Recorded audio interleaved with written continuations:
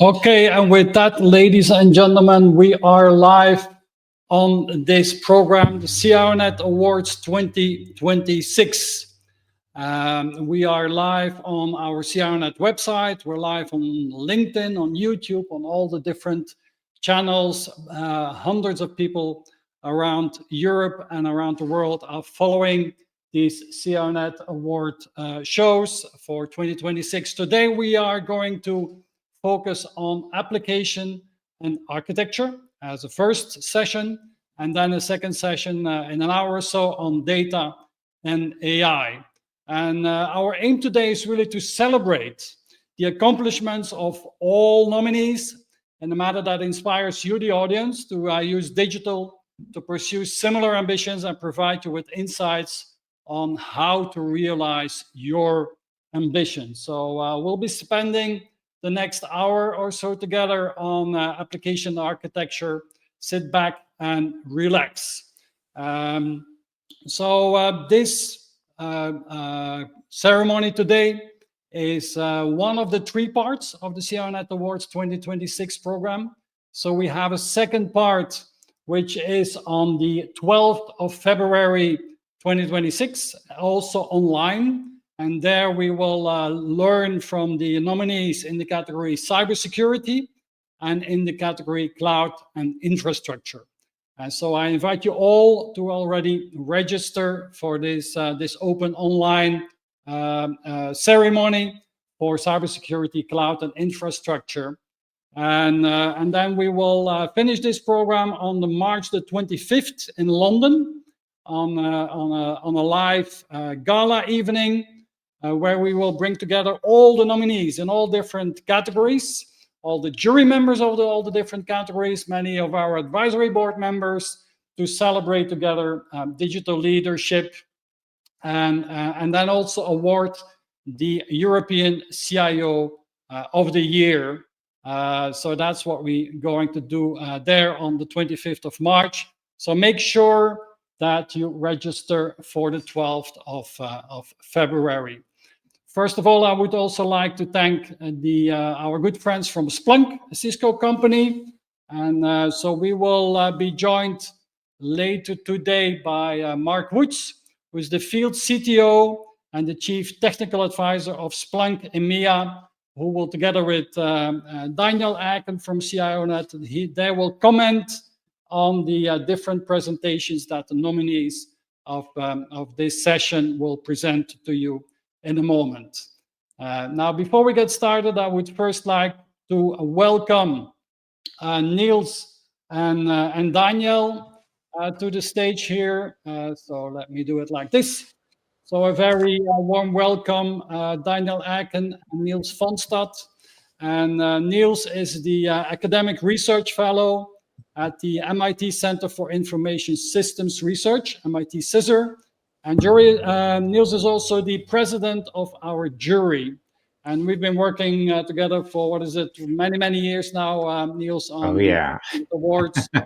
And so I would like to invite you to tell us again, why is it so important that we celebrate digital leadership? Well, this has to be my favorite event of the year. I always look forward to this. And it's because, as you know, Hendrik, we set this up many years ago as a way to showcase what great digital leadership looks like. And the purpose of that is to provide role models to current digital leaders and also inspire the next generation of digital leaders. And you'll recall before, who we were trying to inspire were mostly chief digital officers, chief information officers. Today, it's the whole C-suite of an organization. So I'm thrilled. Today's event is going to be an opportunity for all the participants, all the audience, to learn from these incredibly accomplished nominees and to hopefully inspire the C-suite of the organizations about, the kinds of ambitions you can realize with digital and how to realize those ambitions. Okay, thank you for that introduction, Niels. I will see you later again today. Daniel is the COO of CIONET International. Daniel will be moderating panel discussions after each that we have learned from the 5 nominees together with Mark Wood. So welcome, Daniel. Could you explain us, please, Daniel, how did we select these nominees? How did we select the finalists, the winners? What's the role of the jury? What was the complete process of these CIONET Awards? Because they were not a beauty contest, right? No, it wasn't a beauty contest. Thank you, Hendrik, indeed, for that introduction. I'm very happy to be here and very happy to explain, in fact, the process behind the CIONET Awards. It was transparent. It was a very well-structured process, and the nominees are my witnesses, of course. Now, the core guiding principles that we took into account is that we were looking for a digital leader that was very successful in the last 3-4 years. And if we talk about very successful, we talk about very specific criteria. And I mean then business impact, stakeholder value, innovation and capabilities, and last but not least is or her personal leadership. Now, these were the criteria, and the voting process, how did it happen? In fact, all the nominees were put forward by the 7 CIONET countries, Poland, Germany, the Netherlands, Belgium, UK, Italy, France, and Spain. And all nominees first received a predefined questionnaire they had to complete, along with an explanation of the criteria. Now, this detailed overview of accomplishments, that's how we called it, was immediately shared with the jury for assessment. Now, next to that, Hendrik and myself, we did a deep dive interview with each of the nominee. And this video interview allowed us to go a little bit behind the technology to look at the person, the personal leadership style, his beliefs, his drives, his or her drive and energy. All these recordings, all these video clips or video recordings are now published on the CIONET website. So I invite everybody to have a look there. Now, our jury, third of all, they were in fact former winners of CIONET Awards. These were in fact leading European digital leaders, together of course with Niels, our very well appreciated president of the jury. So each of them independently, personally assessed the portfolios that were put forward. They gave them the ratings, then all the jury members came together, and together they decided on a final rating, on a final voting. So rest assured, the final decision is really based on a 3-dimensional review of what was accomplished, how it was done, and who drove the success. That was, in fact, the full process. Thank you very much, Daniel, for that, and Niels for that. We're going to see you back in just a moment. And so, like Daniel said, we have done podcast video interviews with all the different nominees in all the different categories. So if you go to CIONET.tv, or you go to our YouTube channel, or you go to Spotify, or you go to your favorite podcast platform, and you just type in CIONET there, you will find all these fine conversations that we had with these beautiful people. So I invite you to check that out. So let's get started with application and architecture with this category. And so first of all, I would like to highlight here the different members of the jury.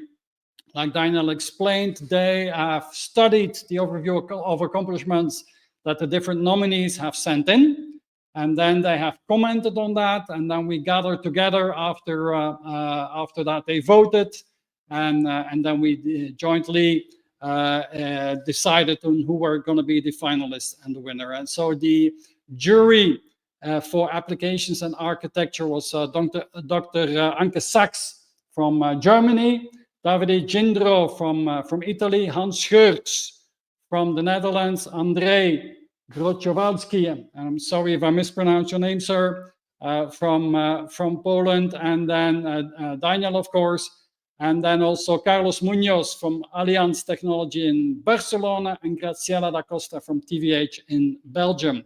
And we will be joined later in this program by Carlos Munoz and by Graciela, who will be posing the questions to the different nominees that we have here with us today. Because these are the people that we're talking about here today. So these are the 5 nominees for applications and architecture. So from left to right, we have Radoslav Maćkiewicz, the CEO of the Polish Center of Information Technology, from Poland, of course. Claudio Balbo, Senior Director and Head of IT Architecture in Intesa San Paolo in Italy. Hanna Huber from Berlin, Germany, CTO of Flix. Carla Milovanov, the Group CIO of Landal in the Netherlands.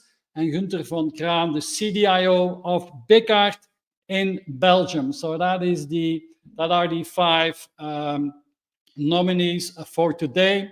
And so every nominee will now get 5 minutes to summarize the accomplishments that they have created, the value that they have created for their organization. And then the jury will have a couple of minutes to ask a couple of questions.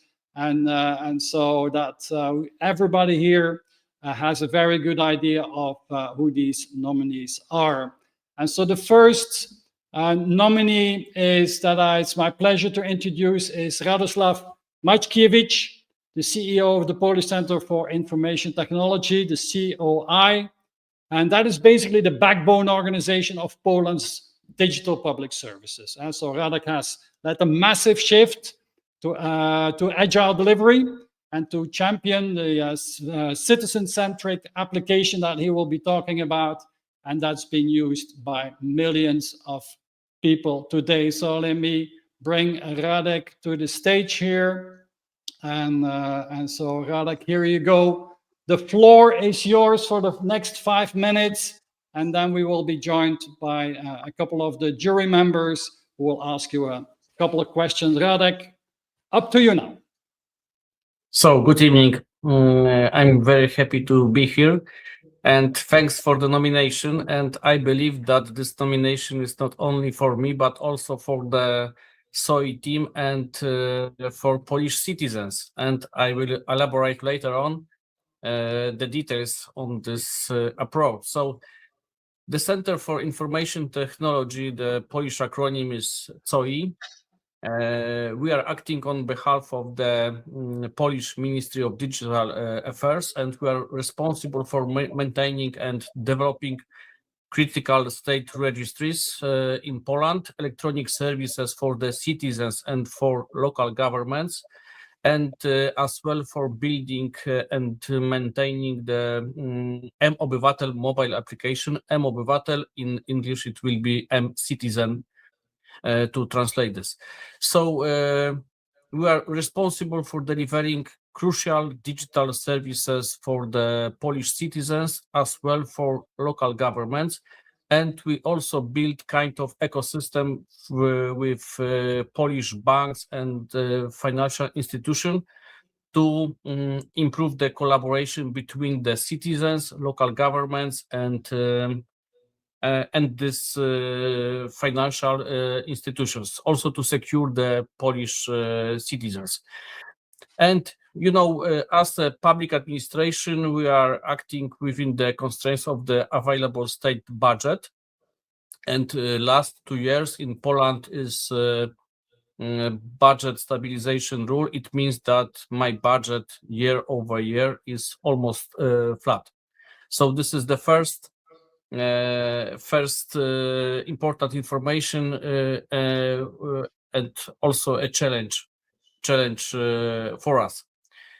The second, you know, so we need to balance between the resources for supporting existing systems and developing state registries and digitalizing new services for the citizens.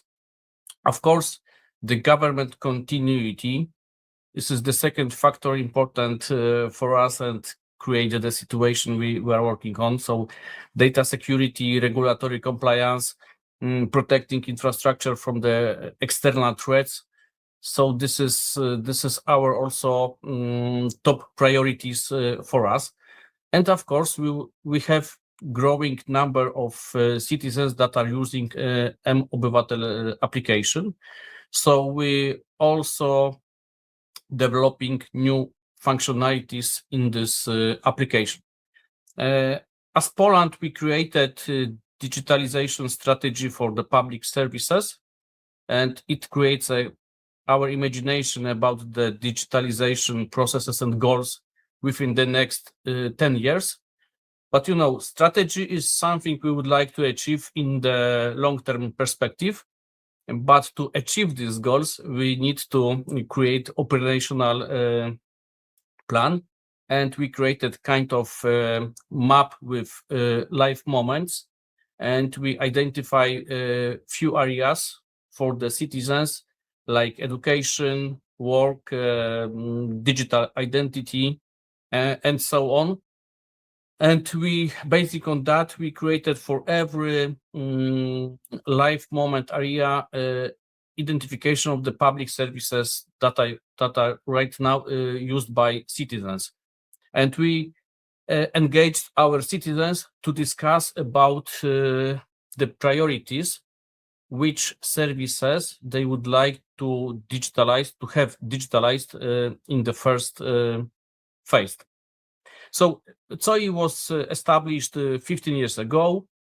10 years ago, we created the first huge centralized national registry with our PESEL, this unique number for every citizen, with ID data, with passport data, and so on. So we followed most of the IT projects with the waterfall technology, because we started historically 10 years ago, let's say, to create this huge registries. So this led to inflexibility, frequent delays in project, and unpredictable implementation costs, according also to the legislation. And to address these challenges, when I started 2 years ago, I engaged people from the COI team, to have the discussion about these challenges and how to prepare the answer for these challenges. And what is also important for us, that we didn't engage external companies, to create this transformational program, but I discussed with people within the COI, and together we created IT transformation program. We identified the challenges and create how to transform the organizational processes, modernize architecture also, to boost the operational performance, because we will live within this situation for the next years. So we based on the we need you to wrap up, Radek. Sorry to interrupt, but your time is running out.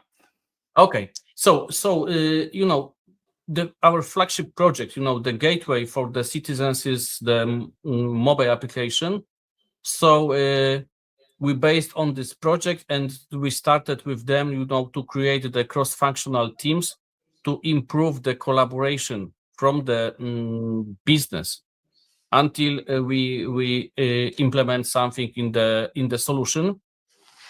Okay. So we accelerate the deployment cycle, and we increase the production deployment frequency. This is the first measurement effect.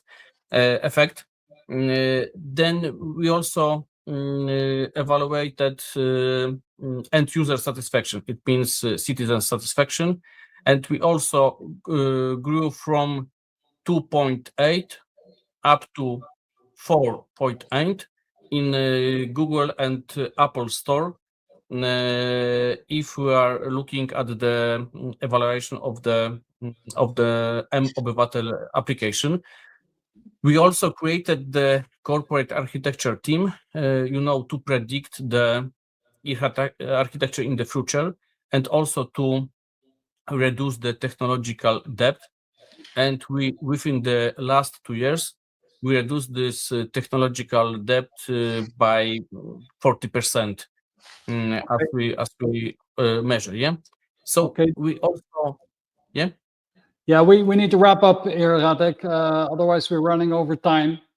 Okay, One quick question, maybe, or last final word, Radek? Okay, so what is also important for me personally is that we engage people within the organization from the beginning of this change, because it is the most, I believe it is the most crucial and critical factor for the good change management is to engage the people from the beginning into discussion about the change we are approaching. Okay. And with that, Radek, we're coming to the end of your presentation. Unfortunately, there's no time left for questions. Otherwise, we're going to run over way too much. So thank you so much for sharing your case. Let me bring myself here on screen for a moment. And so the second nominee that I would like to introduce is Claudio Balbo. He's the Senior Director, Head of IT Architecture at Intesa Sanpaolo, which is Italy's largest financial services and banking group, serving nearly 50 million customers. Claudio has led the design and the rollout of EasyTech, one of Europe's most ambitious and cloud-native core banking and modernization. So Claudio, the floor is yours. If you could please share your case. Thank you very much for having me here today. Well, the foundation of the EasyTech journey go back to 2018 and 2020, when we decided two very important things. First, switch from proprietary technologies to open source technology as a standard to develop our information system. And this decision was taken in 2018.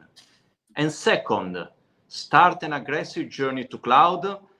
That was the decision was taken in 2020 when we signed a large contract with Google Cloud, being de facto the charter client of Google Cloud in Italy. Because of these two foundation points, in 2022, the bank had the trust to launch a very challenging program of renewal of our information system. The name of the program is EasyTech, and EasyTech is also the name we gave to the platform that we created. Everything starts from the decision of the group to launch a new bank whose name is EasyBank, a full digital bank app only. And of course, there was a business reason to enter a market and position the group in an area where it was not perceived as present. But from the technical point of view, this has been the trigger to think to a new information system that could then be rolled out to the other banks that we have in Italy. Consider that Intesa Sanpaolo in Italy has other three banks. So one is Intesa Sanpaolo, the other two are wealth management banks.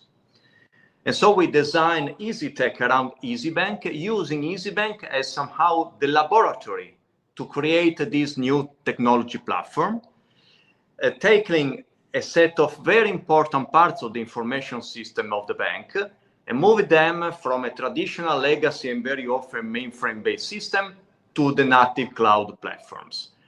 We were designing new deposit system, pricing, core lending, pieces of payments, and also the key data platform of the bank.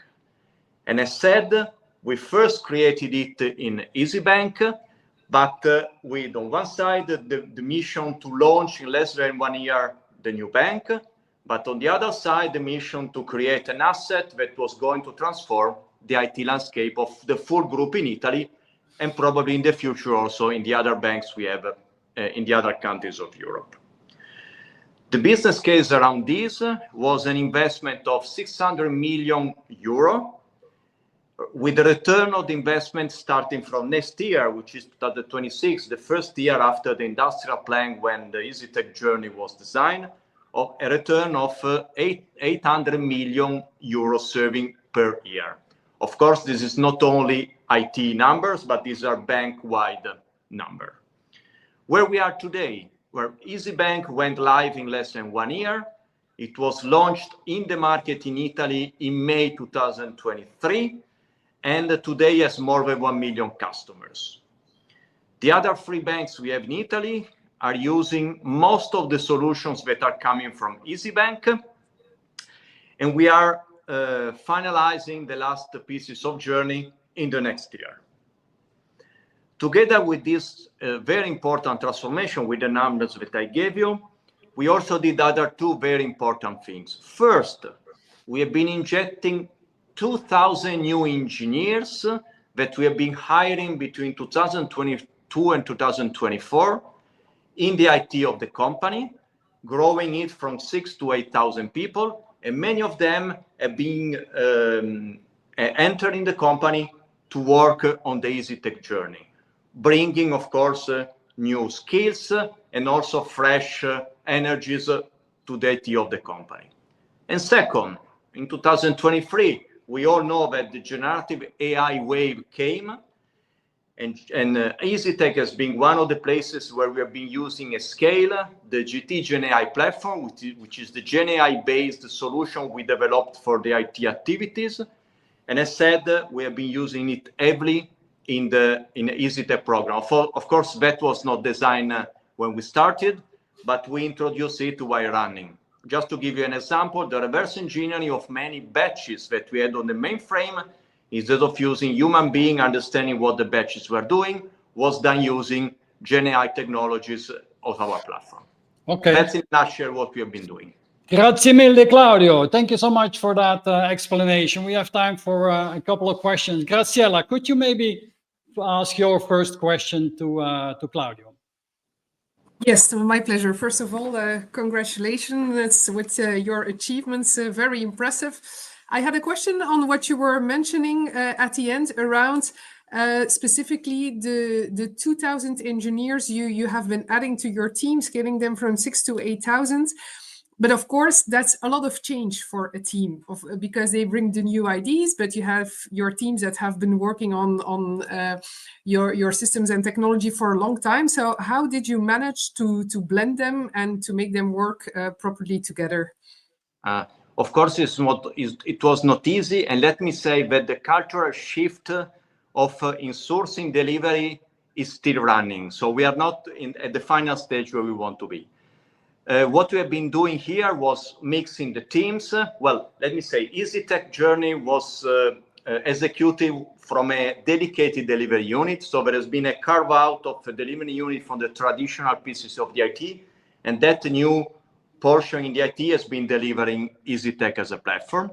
And that unit has been created mixing expertise coming from the, let me say, traditional IT and new joiners from the company. So that has been the mix that we have been using to execute the program and to make the 2 cultures work together. Okay. It was not easy. As I said, we know that we still have some path to do to have the full speed that we want to have in our delivery. Thank you, Claudio, for that answer. Niels, you have a question for Claudio as well, I think. Sure. So this is an amazing set of accomplishments that you've helped lead. As you designed EasyBank so that key components could also be reused to re-platform the parent company, what would you highlight as a critical success factor for designing those components? Part of it is technical, but there must have been other critical success factors. Well, let me say that myself being head of IT architecture, that's a nice question I like to receive. Because of course, and actually the real foundation when we did it in the first 6 months was to balance between the degree of innovation and on the other side, deliverability and being able to bring the new things back to the mother bank. Because of course, we had the possibility to go with two extremes. On one side, do everything completely new, probably with the possibility that this would never be back to the mother bank, to the headquarters. On the other side, just do another clone of the three that we already have, minimizing the risk, minimizing the innovation, just launching a new bank. We have been putting in the middle, and also technically, so we have been on one side addressing very important things for our business. So the decision which part were driven on the business priorities. On the second side, touch the parts that were really able to renew and refresh many parts, components around them. So not only do something isolated, but touch the core so that you rethink everything. Okay. Of course, many challenges were faced. First, the latency. You have everything on the mainframe. Everything is very close and very fast. You go to the cloud. There is speed light is something you cannot overcome. So how do you address the latency? What's the risk level you can take? Just to give an example, we put a slow on the mainframe before starting the journey to understand how elastic was already our information system. Second, how do you test? When you go to deposits, you have 20 to 30 million transactions a day, 2,000 transactions a second, a peak. How do you test that? Well, you cannot test with the traditional user test. You must do a run. Okay. So many technical things you have to address and to think when you start the journey. I need to stop you here, Claudio. And we know you're very passionate about your project. So thank you very much. Thank you very much. That's the reason why I want to win. Yeah. That's a good ambition. Thank you so much for that. So next we are going, it's my pleasure to introduce Hannah Huber, who is the CTO at FlixTech. And that's a technology engine powering FlixBus and FlixTrain across 44 countries with its asset-light network planning and booking platform. And Hannah has successfully reorganized a 500-person tech organization around value streams to support profitable growth. For the next 5 minutes, Hannah, the floor is yours. Thank you. Yeah, I'm Hannah from Flix, and we are the company with the green buses. And the challenge was that the company had grown from a German startup to a European scale-up, and then scaled and grew to 44, now 45 different countries with the buses and also with a small train business. And what that meant for the tech team was that the tech team had then built new products, added new teams and new people. So the tech development was basically linear with the growth of the company. And I joined 1.5 years ago. And by that point, the tech team was almost 500 people and had reached a considerable complexity. And what we needed to do is to go from this scale-up mode to a profitable growth. And that means that you have to do more, or you still have to grow the business, but you can't grow the tech team anymore and the tech costs. At the same time, we are now investing heavily into trains, means we also have on top of that to enable and build everything for the train business and to shift people and resources to that one. And of course, keep on delivering. So it means we needed to change our whole operating system of our FlixTech organization, how we do things, how we build products. So we started with our tech leaders first and then included more and more people from the team to basically change everything from how we prioritize global versus local, how we organize. So we did a complete value stream mapping with all our processes, services, products, reorganized teams according to the outcomes of the customer life cycle and partner life cycle. We changed the way how we do architecture, so not building on top of each other, but using rather more federated architecture. We introduced more security coverage through more security experts, which we integrated with our career framework and so on. A completely new leadership model. So this was all done also this year. We rolled out in October, just basically a few weeks ago. So far, everything's stable. The team has kept on delivering, and I'm super happy to have such a strong team, and we have so much more plans for next year even. Okay, Hannah, thank you so much for that explanation. And Niels, do you have a question for Hannah, please? I do. One of the amazing things you were able to realize as a leader is get the commitment of the technical team, and even more important, the whole rest of the business within months. And it wasn't easy. You met with 30 tech leaders from engineering and product, with business stakeholders. You worked with them to map all customer and partner processes. How did you get them so engaged so early on? Because I see from other companies, this is a huge hurdle to really achieve that business commitment, and you did it. Some critical success factors for how you did that? I think the most important thing is bring a new leader in when there is, let's say, when the organization already feels that they need to do something. I think that's a big success factor. That was the case here, and also to have the buy-in and the backup to do that. And second, when you talk with people, what helped a lot is just writing down what they said, and then in the end just summarizing that and saying, look, you all told me more or less the same thing. In other words, everyone sees things that we should change. And then we did even sessions where we looked at like a document that I'd written and said, well, we need to talk until we all agree that these are the challenges. And once that was clear with the group, then it was easy, because then everyone was really wanting to participate. And we even had like the opposite thing, that people are saying, oh, why can't I be in this working group as well? I would like also to participate. And in the end, we had to limit it somehow, because like not everyone can be involved in every discussion, but it was really nice working with these people. Thank you, Hannah. Graciela, do you have a question for Hannah, please? Yes, I also have a question. So I was listening to the introduction movie, and you were saying, okay, when you listen more and more and more, but at the same time, you also changed the leadership model. You have placed very clear accountabilities and a way of steering your team. What was the most challenging part in that? The most challenging part was, I think, I had to tell lots of people, look, your role is going to change. And I can't tell you now how exactly it will change and how exactly it will look in a year from now. And that's, of course, it's a risk, and it's a very hard sell, because then people start questioning, do I still have a role here? I think the good thing was that, of course, it creates some insecurity, but then you have to talk to people and say, hey, you are senior leaders, we will work through this. And then making people part of the working groups who come up with these ideas. And in the end, lots of detailed concept on how we reorganize teams or how exactly the roles were did not come from me. And it did come from the working groups themselves. And of course, the senior leadership team and I did a review and said, okay, this does not work together with that one, and gave feedback and so on. But most of the concept in detail really came from our leaders, team leaders, and people from the org themselves.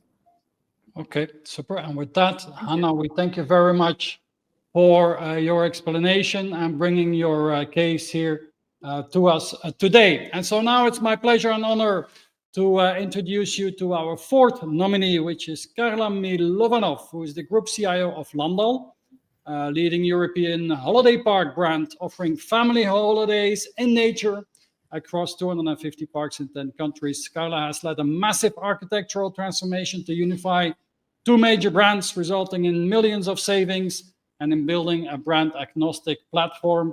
Carla, the next 5 minutes are yours. Thank you. Thank you. I hope you guys can hear me well. So thank you for the introduction, and explain what Landal does was spot on.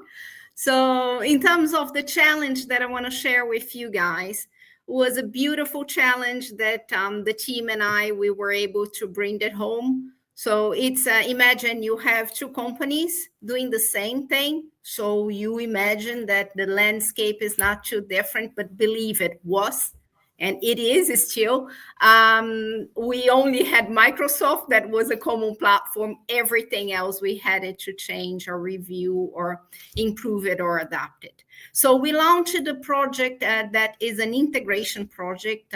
We name it with different streams, different names, but basically we look at into enterprise solution, and we look at in tech for tech, what we needed to do it, and into top line and commerce and digital journeys. So when we look at into that, we came up with a challenge to say, what do we do? How do we integrate the company together with a changing of head offices and implementing a new target operating model? Netherlands looks to be a very small country, but has a completely different culture. It's a very international market. So moving head office from the south of Netherlands and north of Netherlands to Amsterdam, rehiring everything and changing every single process, tooling, and integration was quite a big challenge. So the objective was to implement a new data lake. We chose it and we implemented Databricks in the middle of everything. We did it looking into revamping all the BI platform and re-looking into the reporting and the KPIs that matters for the two business to be a super high performance, and builded that across the whole technology. We integrated in a single platform finance. We integrated in the single platform the reporting and budgeting platform. We did the same for HR, so end-to-end for hiring to retiring, a single product and a single platform. We also did it the whole commerce new environment with a site core and having the whole new branding platform, where we converted over 90% of our traffic is through that platform. Together with that, we've did it a few other programs, that is point of sales, property management, and everything that is still be going on because it's more distributed touch point, implementing seamless in all the parks that was missing. So the guest has the same journey when they go to the park, they have their digital key, they can enter into their door, where the objective was to generate value for the company, and value is transformed into cost optimization, synergies, and value creation by a new asset that we can differentiate it as a Landau when you compare ourselves with other brands in the same landscape and in the market. So we pave a technology landscape and architecture that eventually we can grow, we can M&A easily, and we can be connected and create new avenues to enable business to really become the most productive and agile way to this market. Hospitality is being very much disrupted in the last year. So if we keep doing the same old things over and over, we're not going to achieve what the guest and everybody else is expecting from a brand like Landau. Okay, super. Thank you so much, Carla, for that story. But now it's time for the jury. Carlos, could you maybe share the question that you have from Barcelona to Amsterdam? What is the question for Carla? Yeah, I do have one from Barcelona. So Carla, few organizations in your sector have delivered technology and cultural integration of this scale based on complexity. So how did you earn and sustain the commitment of your C-level colleagues in this beautiful challenge, as you mentioned before? Well, I'm very lucky because I could not choose a better team to work it with. From my CX level, I got the full empowerment, and we really build up as a team that, as I've been saying, overall, I'm the enabler.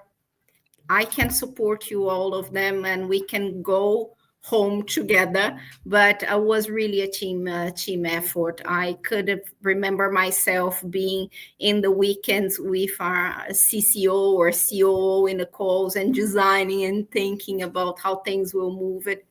In other companies, maybe you don't get it to that connection, but here we got it to that level. Also, some of my colleagues said it about choosing the right talents around you empower them, and let them make decisions. And it's okay to fail. It's okay to not have it 100% right from the first moment, but at least you unlock it. You can start it. And as we all know, in enterprise architecture and in transformation programs like that, you always going to come out with an evolution roadmap, right? But you come from the same ground. So that was I would say, the main objective across the whole organization. Thank you so much, Carla. One more minute. Niels, question from your side. Sure. I love what you've accomplished. And part of that was transforming the technology group, right? The technology organization. You really changed it from an operational function to one that had a significant strategic role in the transformation of the organization. How did you keep the employees not only informed, but also involved in this transformation? Transformation that scale, it's always a trade-off, right? You can't do everything right.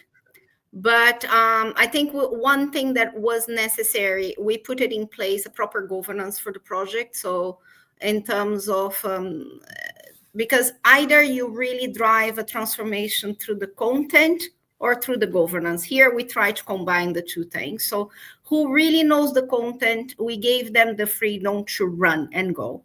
And then we created a control tower kind of a concept where we needed to track it, KPIs, and walk the talk. If we said it, we're going to deliver, I don't know, 9 million of benefits in EBITDA, you better track it that and be able to improve it. In terms of communication is always challenged in technology because sometimes we've been seen as a black box, but we did our best and eventually we got it where we needed to be. And again, with a massive roadmap to keep moving, but at least we checked many boxes. And thank you to be nominated and be able to share that experience of my team with you guys. Thank you, Carla, for that brilliant bringing of your case. So let's now, it's my pleasure to introduce the next nominee, and that is Gunther van Kraan, who's the CDIO of Bekaert, and that's a 100-year-old Belgian multinational that transforms steel wire and coatings for the automotive and construction markets, mainly across 75 plants around the globe. Gunther has driven a business anchor transformation using scalable, reusable architecture, successfully shifting the organization and the IT organization to a value mindset. Gunther, the next 5 minutes are yours. Thank you very much, Hendrik, and thanks for the opportunity to showcase the wonderful transformation that we've been doing with Bekaert. I can actually easily start with a starting point, right? So when you look at Bekaert, 100 years old, we were actually like a tiger in the business area. We were winning wars, but when we looked from a digital perspective, we were kind of like a dinosaur. It's hard to say, but when we started off, we realized that the total digital transformation has just gone by. As opposed to what we do on IP, we had a lot of innovation, but we really missed the train from a digital perspective. That was punishing us on how we were competing into the world. So from a top-down approach, we decided that we would not only with innovation and also with sustainability would start a digital transformation and bring Bekaert to another space. And no better place to start than with our business strategy at that point in time. Our business strategy was very easy. We needed to be cost-effective to compete in the world with growing competition. We needed to make sure that we could tap into other geographies in other markets and that we would be better at selling and connecting with customers. And thirdly, we needed to bring innovation to the market. So the dinosaur needed to change. The dinosaur was made of one SAP system, very, very much closed, not connected to any customer. And it needed to change into a much more agile version of itself that would connect with customers differently, and that would actually create best-of-breed solutions that we could bring into a much more difficult and complex architecture. Not forgetting that by doing that, we realized that we were going to have a different cybersecurity profile, and we needed to build that into our transformation as well, to not only enhance our growth, but also protect ourselves from any harm that could happen from that transformation. So there's a lot of technology that came about. We made technology choices. The team totally changed. We had a mindset change. There is culture changes. But let me talk a little bit about the technology changes. In the operations field, we focused on making sure that we understood data into our production schedules, that we understood it in the job schedules.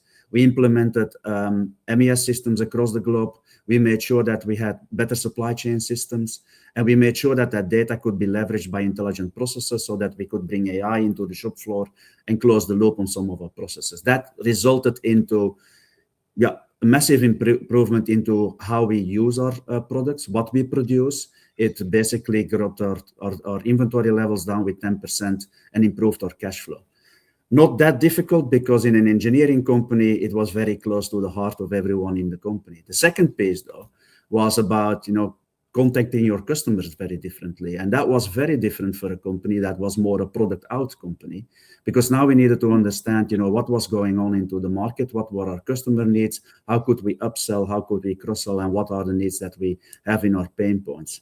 And we needed to do that in such a way that was much more modern. We knew that our customer, although that we are in B2B, would change into much more an online buying behavior, and that it would become a little bit more B2C type of customers. And we needed to change that. We started off with very practical wins into how we price. When I started, you remember COVID, then there was the Suez debacle, which disrupted the supply chain. We needed to just make sure that we understood our price very, very well from a data perspective, and we put systems into place to do that, so that we could price through. And then we started to focus on online models and how we sell. And we've been able to now bring the 11 channel live, and out of the 3 years that we've done right now, I think we are now equaling around 25 million sales through online channels, as opposed to the traditional way of selling. I think that's growing as we roll out.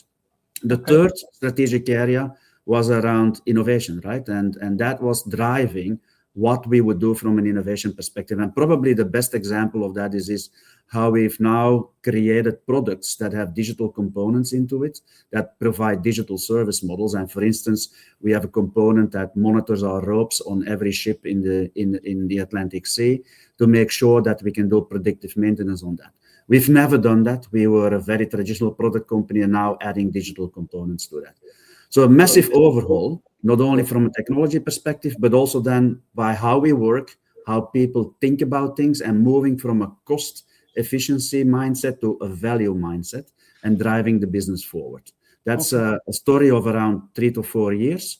And we are still looking forward to continue that now with the advent of AI, to actually reap more benefits of our architectural work and accelerate what we are doing with an AI mindset on it.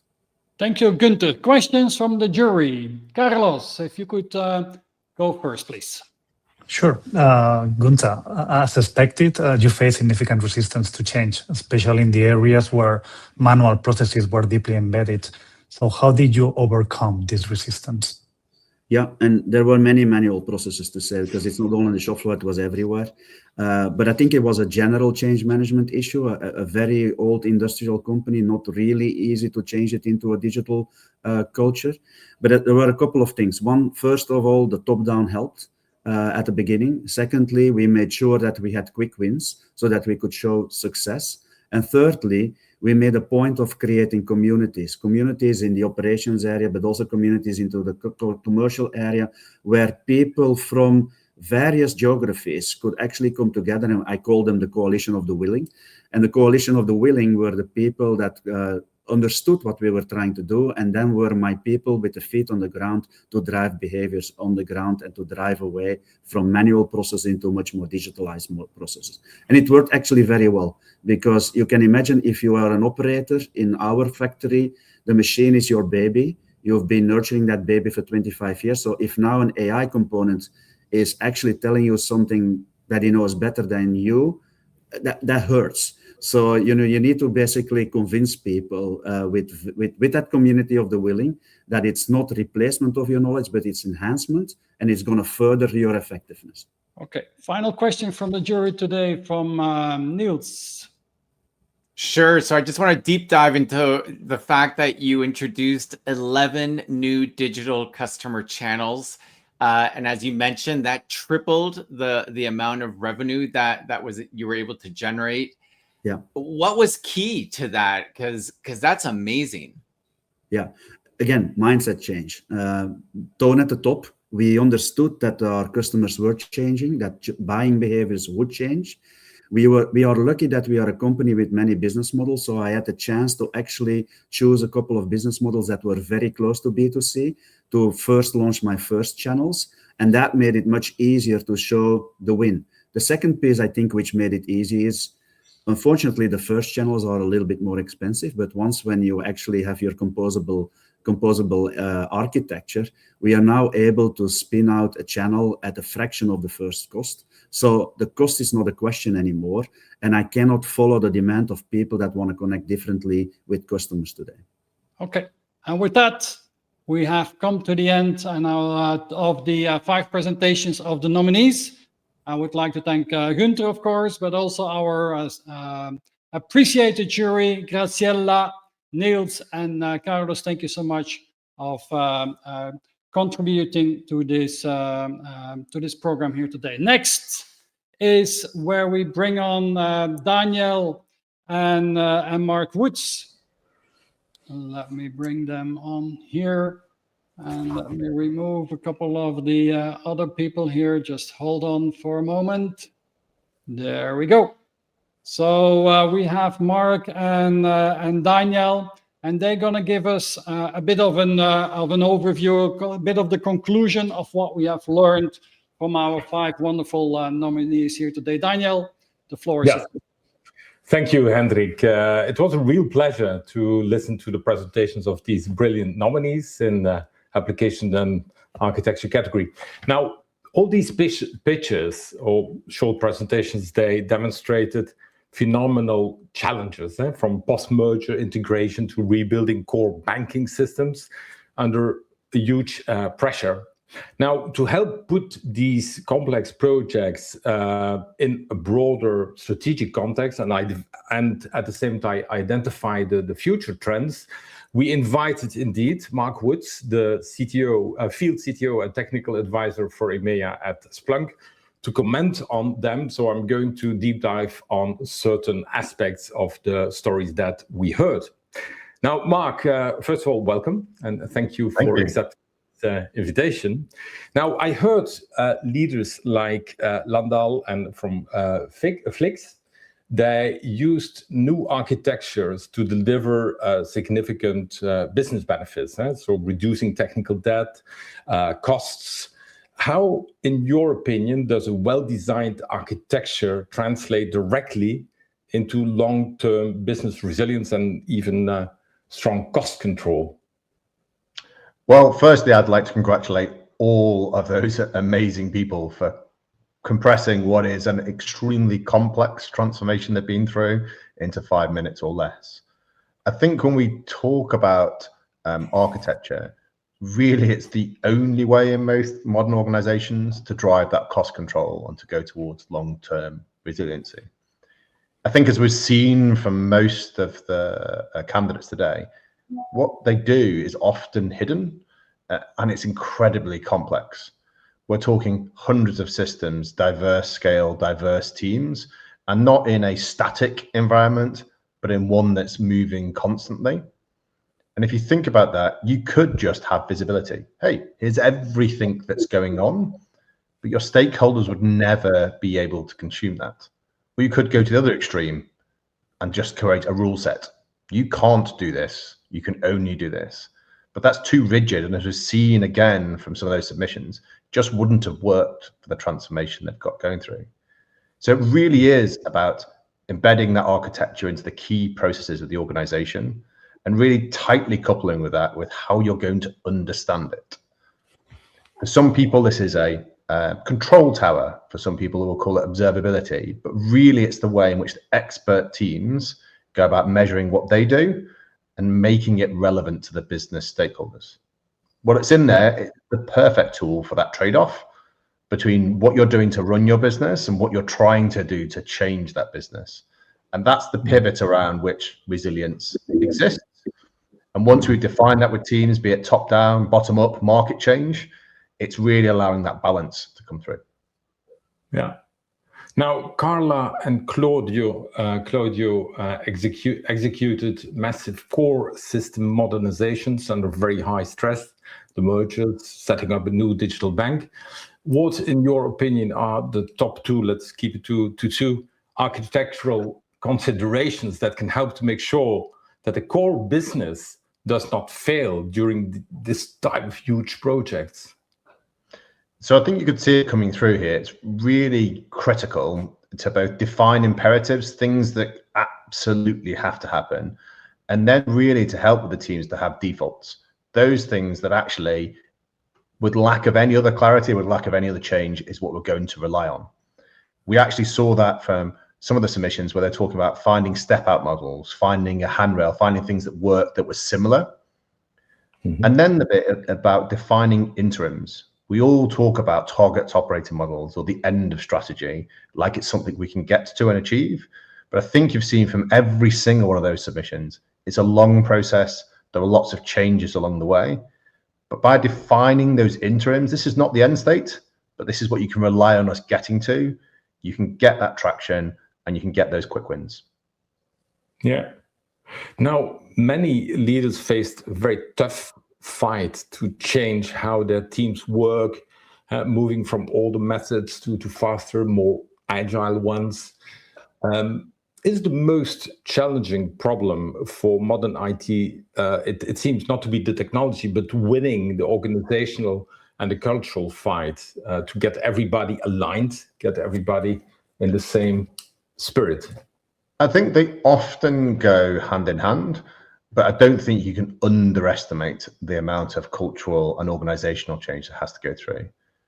For me, it's really about three things. One is about worldviews. The other one is about abstraction levels. And the last is the leadership challenge. If you think about it, all of this delivery is done by blended teams. They're always going to approach this with different worldviews. And that means that you have to start to find a common handrail, a common way of working. One of those areas we heard about value streams or value selling or looking at that outcome. The trouble with that, with abstraction levels, is you have functional teams that need to be deep experts in one particular area. You have operational teams that need to keep everything running, and you have business teams that are trying to change it. So actually trying to blend that through, so through those abstraction levels, you don't lose what is critical in terms of context. And then agile, we heard a lot of, or fast moving, or having to change. The leadership challenge there is, how do you maintain clear and consistent goals? Because often, especially when we're in technical or functional teams, the goals constantly change, and you can't deliver an agile transformation when the goals are continually shifting. Yeah. Now, we also heard that many of these projects involved replacing old legacy systems. If you're the executive, what percentage of companies' budget is still being wasted on trying to keep the technology equivalent, with all due respect, of a zombie alive? It happens in reality, doesn't it? It does. And I think we have a proclivity to put it all into one big box. Legacy is over there, and we'll address it at some point or try and address it all at once. Most of the time, I like to separate it. If you think about separating it into three, you have those external high dependency systems, the heritage systems. You're not going to replace them because they're so heavily reliant. And actually, you need to almost invest more in those systems, not try and replace them. You have structural systems. They may be post-service life. They may be things that you would ideally like to change, but actually they're working, and internally they're highly integrated. And then you have the category of high risk without any of those upsides, true legacy systems. And honestly and truthfully, those are the things that we should focus on outside of a transformation. Okay. Yeah. Daniel and Mark, we have little time left. Is it okay that we end this brilliant conversation here? Because we have all these people waiting out there to learn who are the winner, who's the finalist and the winners of this application and architecture group. For sure. You're entitled to do that, Hendrik. You're the only one who can do that. Thank you. Thank you so much, Daniel. Thank you so much, Mark. And we'll see you later today again. Good. And with that, ladies and gentlemen, it is time to start talking about the nominees, the finalists, and the winners of the CIONET Awards for Application and Architecture. So we have listened to 5 brilliant nominees, to Radek, to Claudio, to Hannah, to Carla, and to Günther. And so the jury has spoken, and I must say it was a very close call. And so the first thing I'm going to do is tell you who are the three finalists that then the jury had to select the winners in between from the 3 finalists. And so the 3 finalists for this category are Claudio Balbo, Hanna Huber, and Carla Milovanov. So now it's getting really, the tension is rising, Niels. So Niels, without mentioning who it is, could you please tell us who are the, and let me bring on these 3 people here on screen so that we can make this a little bit, like this would work fine, I think. So let me bring all 3 on top of the screen. Here we are. So Niels, without telling us who the winner is, what were the accomplishments, and why did the jury vote in the end for the winner that we will announce in a moment? Again, I want to echo, it was not easy, but the winner took a very ambitious approach to modernize their organization by creating an app-only digital equivalent and then reusing key components of the new digital company to re-platform and transform the core of the parent company. And this was done in just a handful of years, so in very little time. According to the jury, this person really stood out in all 4 of the selection criteria: measurable business impact, value for customers and employees, the introduction of new future-ready capabilities, and then personal leadership. Hendrik, who is the winner that I am referring to? You almost gave it away there, Neil. So it's now my pleasure and honor to announce the winner of the CIONET Awards 2026 in the Application Architecture category.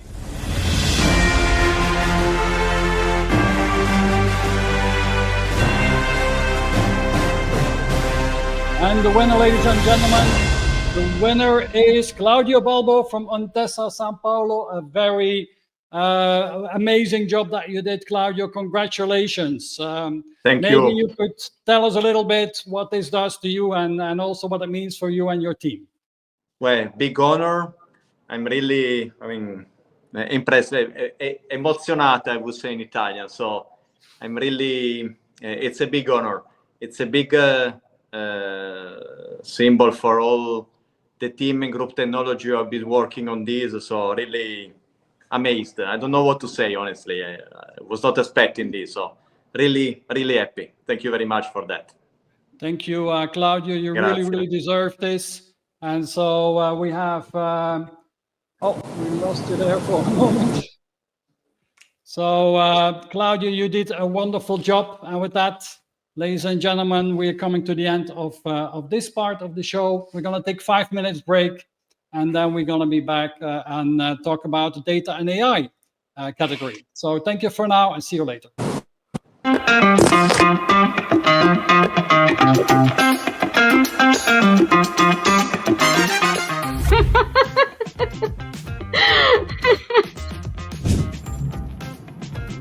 Just I can repeat. This was the hardest part. Okay, let's try. I will say. We should win the CIONET Award 2026 in data and AI category because thanks to our data, we make impact on sustainable mobility. I think we should win the CIONET Award 2026 because we made something fundamental for the company, giving the possibility to translate the data into a knowledge. So moving from a data platform to a knowledge platform, responsible and trustable. I think I should win the CIONET Award for Data and AI because of the way I have created the foundations of data and AI in the business, which have truly impacted the way we improve member experience, and which has led to incremental revenue and significant improvement in our margins.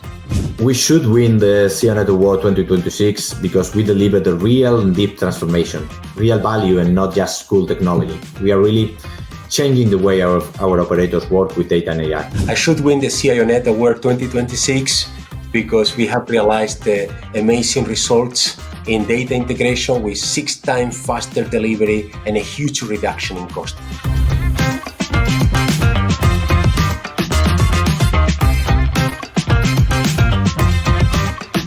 What is very important, I think, is to make sure that you can measure the impact of your project. It's very important to elevate everything you do to make sure that when you need to present to everyone at the end, that you have impact, that you have increase, even if it's positive or negative, you don't care, but you have impact on your project.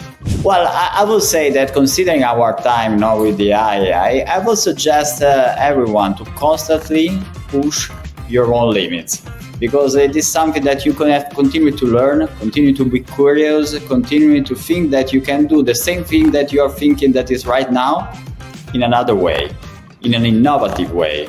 So always pushing yourself to think in a different way. It's a matter of fact now. My number one advice would be to go deep within the business, understand where the business is going, understand what the opportunity is, because starting data or AI is a very broad space, and what data would you collect, how would you analyze, what models would you build, who would use them, and what is the ROI. All of that is purely predicated on where the business is going, and unless you understand that, you may end up doing something which is completely irrelevant and not aligned to the business strategy. So business growth strategy, challenges, opportunities, that to me is such an important thing, which often is overlooked by tech leaders because either they don't have the background in it and therefore not comfortable with having those conversations, or otherwise they're not included in those conversations. So I'd say that is my number one thing.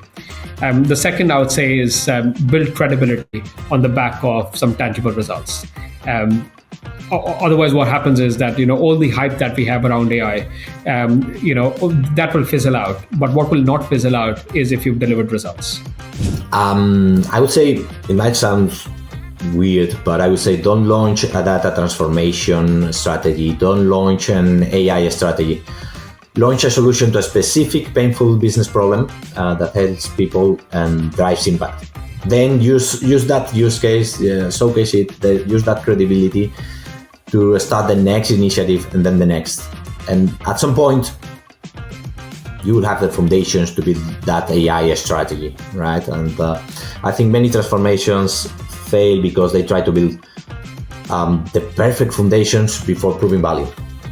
The perfect platform, spending 2 million in a huge AI platform that nobody's using, and then people start questioning why we did that. I think you can build those foundations while you prove value. And again, don't misunderstand me. I told you not to deliver use cases isolated. You should think on a scale and building that platform. But you can build it while you build the use cases. Don't look for the perfect platform at the beginning. You can start with something small, keep improving. And this way you are showing value to the business and you engage the business. And at some point you will have your platform, your strategy, and then you can scale.